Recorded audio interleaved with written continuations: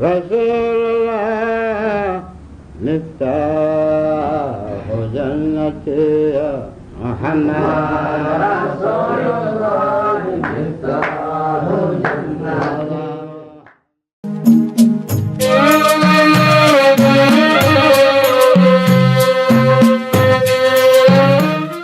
Na mtazamaji, karibu tena, na leo ndani ya Nukta katika historia, moja kwa moja tunaenda kuangazia kuhama kwa Waislamu katika mji wa Madina. Tukumbuke tu mtazamaji, katika kipindi kilichopita kuwa ni Bwana Mtume Muhammad sallallahu alayhi wasallam alitembelewa na kundi la watu kutoka katika mji wa Yathrib ambao unatambulika mji wa Madina, na wao walikuja kula kiapo ama kukubaliana na Bwana Mtume Muhammad sallallahu alaihi wasallam mkataba wa pili kwa kufata maamrisho ama maagizo ambayo Uislamu umetuletea sisi waumini ama sisi Waislamu wote kwa ujumla. Kwa hivyo basi, walipotoka pale kuweka mkataba ama kukubaliana na Bwana Mtume Muhammad sallallahu alaihi wasallam, ndipo walienda katika miji yao na kuhakikisha wanaeneza Uislamu katika mji wa Madina. Haikubakia nyumba yoyote ile isipokuwa ndani ya nyumba hiyo ya iliyopo ndani ya mji wa Madina kuna utajo wa Bwana Mtume Muhammad sallallahu alayhi wasallam. Sasa baada ya hapo ilikuwaje? Endelea kuungana nami.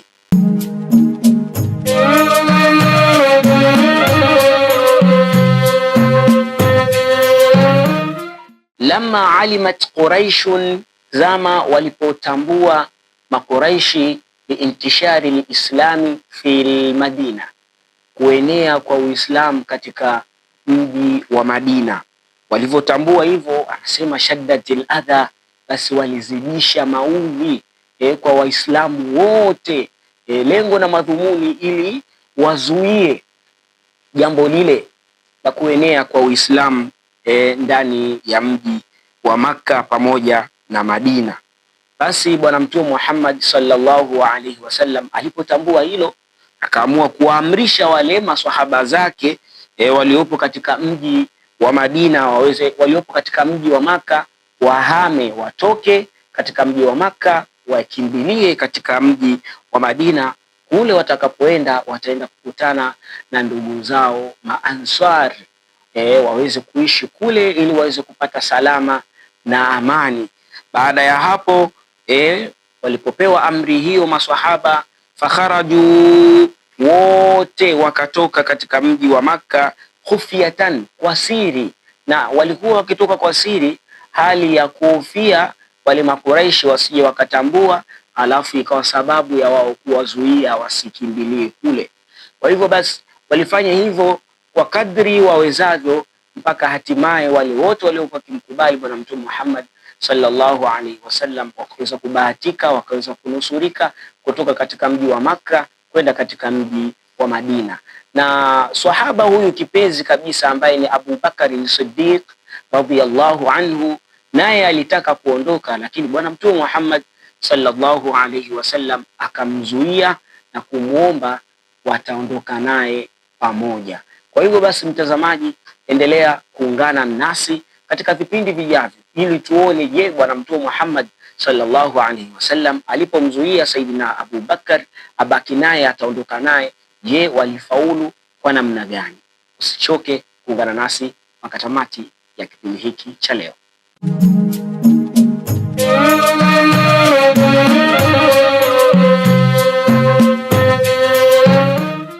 Na mpenzi mtazamaji wa kipindi cha Ulimwengu wa Kiislamu, leo ndani ya Uislamu tutakwenda kuangalia katika kipindi kilichopita tuliweza kuangalia usulul Islam, misingi ya Uislamu, na tukaieleza na kuitaja kuwa ipo minne, lakini leo tutaanza kuelezea mmoja baada ya mwingine.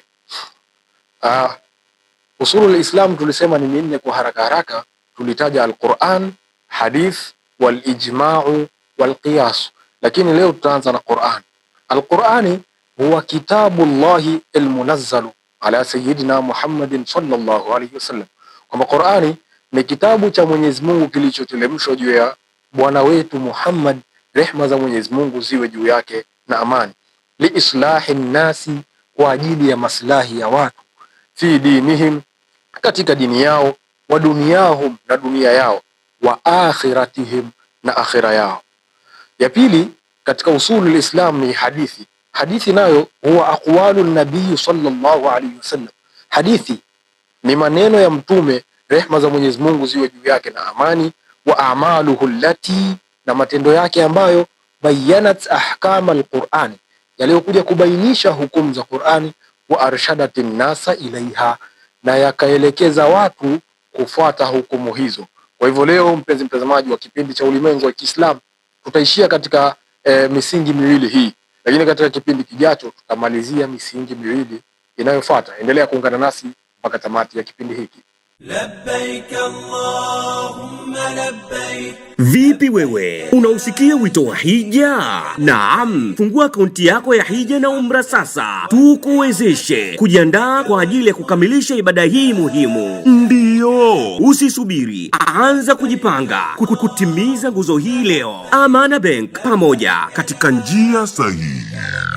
Labbaik Allahumma labbaik. Vipi wewe, unausikia wito wa hija? Naam, fungua akaunti yako ya hija na umra sasa, tukuwezeshe kujiandaa kwa ajili ya kukamilisha ibada hii muhimu. Ndiyo, usisubiri, anza kujipanga kutimiza nguzo hii leo. Amana Bank, pamoja katika njia sahihi.